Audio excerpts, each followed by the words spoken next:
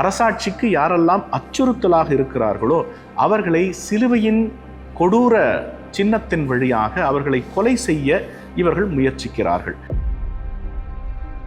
நீர்தான் சொல்லுகிறீரே ஒழிய நான் எங்கும் என்னை அரசன், யூதனுக்கு அரசன் என்று ஒரு நாளும் சொல்லிக்கொண்டு தம்பட்டம் அடிப்பவர் அல்ல.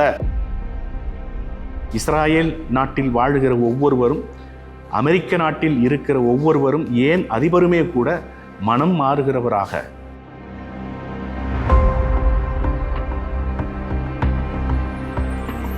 எல்லாம் உனக்காக.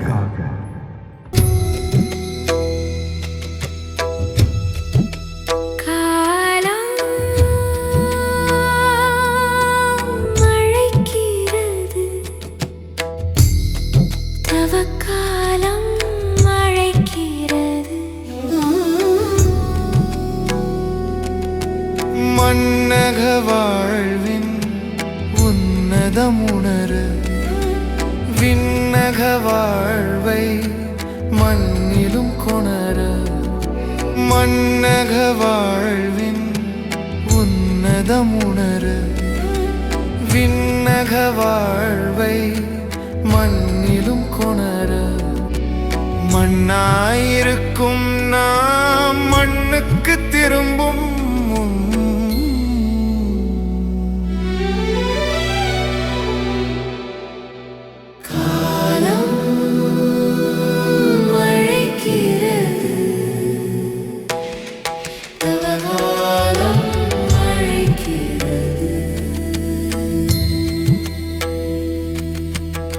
இயேசு கிறிஸ்துவினுடைய திருப்பணியின் உச்சத்தை அவர் அடைகிற போது அவர் ஆட்சியாளர்களோடு மோதுகிற தன்மைகளை அங்காங்கே நாம் பார்க்க முடிகிறது.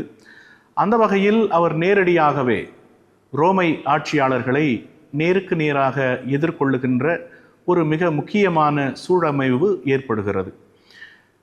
பொதுவாக ரோமை ஆட்சியாளர்கள் திருமறையின் அடிப்படையில் நாம் பார்க்கிற போது லூக்காவின் நற்செய்தி 2ஆம் அதிகாரத்தின் 2ஆம் வசனத்தில் அகஸ்து சீசர் அங்கே மக்கள் தொகை கணக்கெடுப்பு செய்யும்படி அவரது பெயர், அவரது ஆட்சி குறித்த குறிப்பு நமக்கு வருகிறதை பார்க்கிறோம். அந்த வகையில் சிரியா தேசத்தில் இங்கே குரேனியு என்பவர் மக்கள் தொகை கணக்கெடுக்க வேண்டும் என்கின்ற செய்தியை நாம் பார்க்கிறோம். அப்படியாக அப்போஸ்தலர் புத்தகத்தில் கூட 23, 24 ஆகிய வசனங்களில் ஃபெலிக்ஸ் போன்றவர் ஆட்சியாளராக இருக்கிறதை காண்கின்றோம். மிக முக்கியமாக நம்முடைய பொந்தியு பிலாத்து அவர்கள் யோவானின் நற்செய்தி 18ஆம் அதிகாரத்தில் 28ஆம் வசனத்தில் அவர் வருகிறதையும் நாம் பார்க்க முடிகிறது. ஆக இந்த ரோமை ஆட்சியாளர்கள் என்பவர்கள் இயேசுவினுடைய வாழ்வியலில் மிக முக்கியமான இடத்தை பிடிக்கிறார்கள். இந்த ரோமை அரசாட்சியில்தான் இயேசு கிறிஸ்துவினுடைய காலமும் இயேசு கிறிஸ்துவினுடைய விசுவாச ஒழுங்கியலும் நமக்கு மிகச்சிறப்பாக கிடைக்கிறது. அந்த வகையில் இயேசு மிகச்சிறப்பாக தனக்கு கொடுக்கப்பட்டிருக்கின்ற பாத்திரத்தை, தனக்கு கொடுக்கப்பட்டிருக்கின்ற பங்கினை சிலுவையின் வடிவத்தில் மிக அழகாக எடுத்துரைக்கிறதை நாம் பார்க்கின்றோம். அந்த அளவீட்டில் இந்த ரோமை ஆட்சியாளர்கள் இயேசுவோடு கூட எப்படி அணுகுகிறார்கள், இயேசு ரோமை ஆட்சியாளர்களோடு கூட எப்படி தனது திருத்திட்டத்தை நிறைவேற்றுகிறார் என்பதுதான் இந்த தலைப்பினுடைய நோக்கமாக இருக்கிறது. இம்பீரியலிஸ்டிக் ரிவோல்ட் என்கின்ற சொல்லாடலுக்கும் பீஸ்ஃபுல் ரெசிஸ்டன்ஸ் என்கின்ற இந்த சொல்லாடலுக்கும், இந்த இரண்டு கருத்தியலுக்கும் இடையே நடைபெறுகின்ற ஒரு போராக இந்த பகுதியினுடைய தலைப்பை நான் சொல்ல விரும்புகிறேன். இந்த இம்பீரியலிஸ்டிக் ரிவோல்ட் என்னும் பொழுது ஏகாதிபத்திய கிளர்ச்சி, இந்த ஏகாதிபத்திய கிளர்ச்சி இந்த ஒரு கருத்தியலை ரோமை அரசாட்சி மிக கூர்மையாக மக்கள் மத்தியில் வைக்கிறது. யாரெல்லாம் ரோமை அரசாட்சிக்கு எதிர்வினை ஆற்றுகிறார்களோ, அரசாட்சிக்கு யாரெல்லாம் அச்சுறுத்தலாக இருக்கிறார்களோ அவர்களை சிலுவையின் கொடூர சின்னத்தின் வழியாக அவர்களை கொலை செய்ய இவர்கள் முயற்சிக்கிறார்கள்.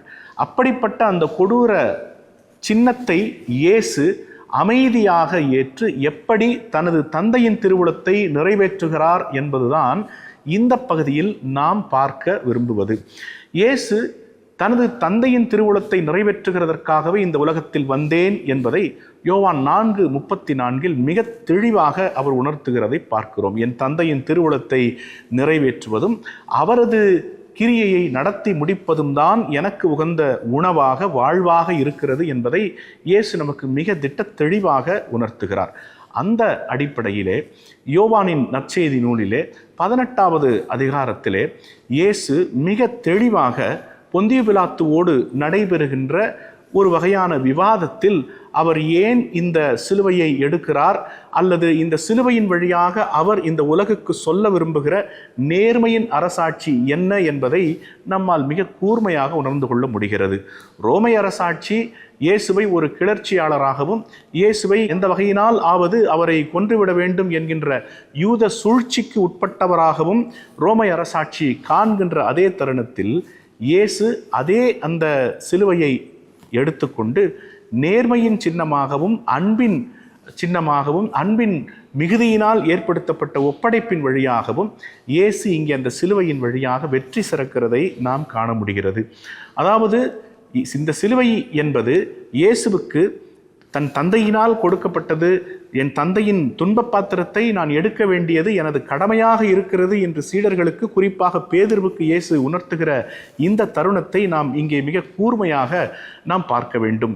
இயேசு எப்பொழுதும் வன்முறையை கையில் எடுக்கிறவர் அல்ல, அல்லது வன்முறைக்கு அவர் ஆதரவாளர் அல்ல. மாறாக வன்முறையை எப்படி அமைதியினால் ஆற்றுப்படுத்துவது, வன்முறையை எப்படி அமைதியின் வழியாக தனது தந்தையின் திருவுளத்தை நிறைவேற்றுகிறதற்கான ஒரு கருவியாக பயன்படுத்த முடியும் என்பதில் இயேசு மிக தெளிவாகவும் வலிமை மிகுந்தவராகவும் இருக்கிறதை நம்மால் காண முடிகிறது. இயேசுவை காட்டி கொடுக்கின்ற அல்லது இயேசுவை கைது செய்ய வருகின்ற நிகழ்வு தொடங்கி யோவான் 18ஆம் அதிகாரத்தில் நாம் பார்க்கிற போது, கைது செய்ய வருகிறவரிடத்தில் கூட இயேசு நேரடியாக தாமாக சென்று, யாரை தேடுகிறீர்கள், நசரேனாக இயேசுவை தேடுகிறோம் என்று அவர்கள் சொல்லுகிற பட்சத்தில் நான் தான் அது என்று நேரடியாக தனது அர்ப்பணிப்பை உணர்த்துகின்ற, மிக தெளிவாக துணிச்சலோடு இந்த சிலுவையை ஏற்க தான் ஆயத்தமாக இருக்கிறேன் என்பதை உணர்த்துகிறவராக இயேசு இங்கே இருக்கிறதை நாம் பார்க்கிற போது, அவர் எந்த அரசாட்சியையும் பார்த்து பயப்படுகிறவர் அல்ல, எந்த வன்முறையையும் பார்த்து பயப்படுகிறவர் அல்ல. ஈட்டிகளோடும் படைக்கலன்களோடும் ஆயுதங்களோடும் தீவட்டிகளோடும் வருகிறவர்களை பார்த்து அஞ்சுகிறவர் அல்ல. மாறாக தந்தையின் திருவுளத்தை அமைதியான முறையிலே, நேர்மையான முறையிலே, துணிச்சலான முறையிலே தான் இறக்கப் போகிறேன் என்பதை தெரிந்திருந்தும் கூட நேரடியாக வந்து அமைதியின் வழியாக தனது வாழ்வுக்கான பொருளை, பிதாவின் சித்தத்தை நிறைவேற்றுகிறதை நாம் இங்கே காண முடிகிறது. அந்த வகையிலே பிலாத்துவினிடம் அவர் பேசுகிற போது கூட மிக தெளிவாக, நீர் யூதருக்கு அரசரா என்று பிலாத்து இந்த ரோமை ஆளுநர் கேட்கிற போது மிக தெளிவாக பேசுகிறார். அப்படி நீர்தான் சொல்லுகிறீர் என்கிற அந்த ஒரு சொல்லாடல் இருக்கிறது. இது மிக கூர்மையாக நாம் பார்க்க வேண்டிய சொல்லாடல்.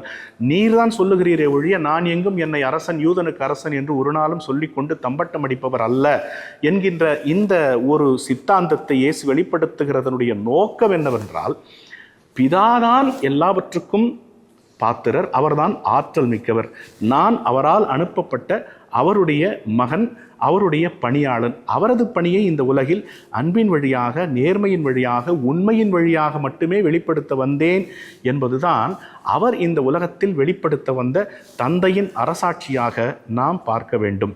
எனவே இந்த ஏகாதிபத்திய கிளர்ச்சியையும் அமைதியின் வழியாக அவர் எடுத்த இந்த ஒரு வகையான இந்த எதிர்ப்பையும் நாம் மிக கூர்மையாக பார்த்து நாம் என்ன ஒரு முடிவுக்கு வர வேண்டும் என்றால், கடவுளாகிய கர்த்தர் இந்த உலகத்தில் இயேசுவை அனுப்பினதனுடைய நோக்கம் அன்பு என்பதை விதைக்க வேண்டும் என்பதும், அன்பின் வழியாக மட்டுமே சிலுவையின் ஆற்றலை வெளிப்படுத்த வேண்டும் என்பதையும் தான்.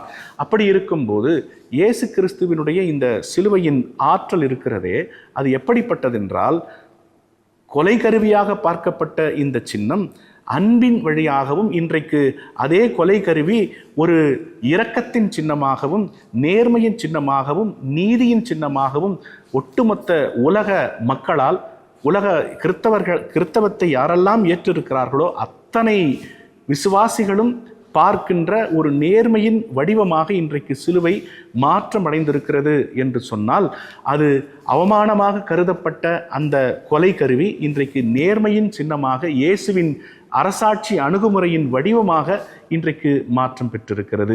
எனவே இந்த சமய தலைவர்களும் இந்த அரசியல் தலைவர்களும் இயேசுவை எந்த வகையினாலாவது கொன்று அவரது அரசாட்சிக்கு அல்லது அவரது எண்ணத்திற்கு ஒரு முடிவை கொண்டு வந்துவிட வேண்டும் என்கின்ற அந்த எண்ணத்திற்கு இயேசுவினுடைய இந்த அமைதியான அணுகுமுறை இருக்கிறதே, தனது தந்தையின் சித்தத்தை நிறைவேற்றுகிறதற்கு அவர் எடுக்கிற இந்த அமைதியான அணுகுமுறை இருக்கிறதே, அது மிகப்பெரிய சான்றாக இருக்கிறது.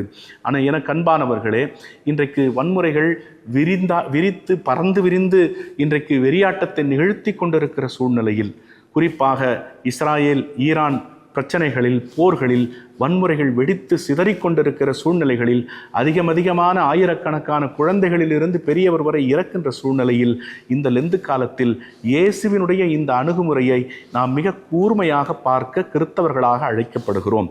இந்த லெந்து காலத்தில் அத்தனை வன்முறையையும் இயேசு சிலுவையில் ஏற்றுக்கொண்டு தனது தந்தையின் திருவுளத்தை நிறைவேற்றுகிறதற்கு அர்ப்பணித்ததைப் போல இஸ்ராயேல் நாட்டில் வாழுகிற ஒவ்வொருவரும், அமெரிக்க நாட்டில் இருக்கிற ஒவ்வொருவரும், ஏன் அதிபருமே கூட மனம் மாறுகிறவராக, துன்பத்தை ஏற்றுக்கொள்ளுகிறவராக, பிதாவின் சித்தத்திற்கு தங்களை அர்ப்பணிக்கிறவராக ஒவ்வொருவரும் இருந்து இந்த லெந்து காலத்தின் உண்மைத்தன்மையை, புனிதத்தன்மையை, மேன்மைத்தன்மையை நாம் ஒழுங்குபடுத்தி கொண்டு கடவுளுக்கு சாட்சியாக, ஆண்டவருக்கு மாட்சியாக நம்மை ஒப்படைக்க ஒரு மிகப்பெரிய அறைகூவலாக இந்த லெந்து காலம் நம் ஒவ்வொருவரையுமே அழைக்கிறது. வன்முறை அல்ல, மாறாக அமைதி ஒன்று மட்டுமே இந்த உலகத்தில் வாழ்வை கொடுக்கும். அந்த வாழ்வை சிலுவையின் வழியாக இயேசு நமக்கு கொடுத்திருக்கிறார்.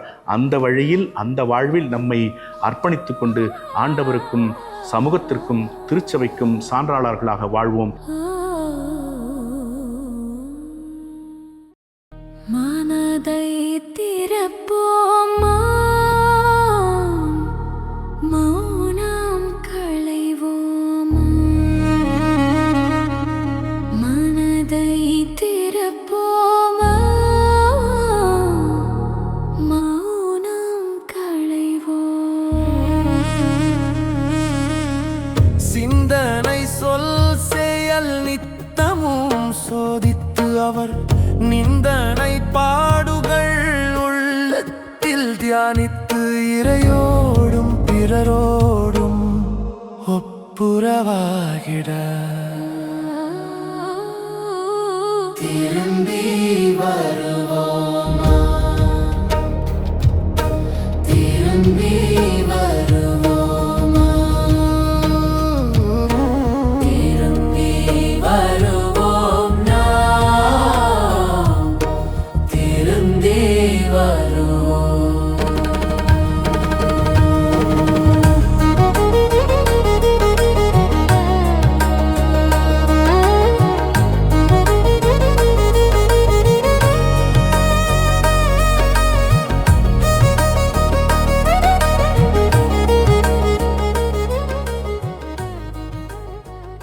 எல்லாம் உனக்காக.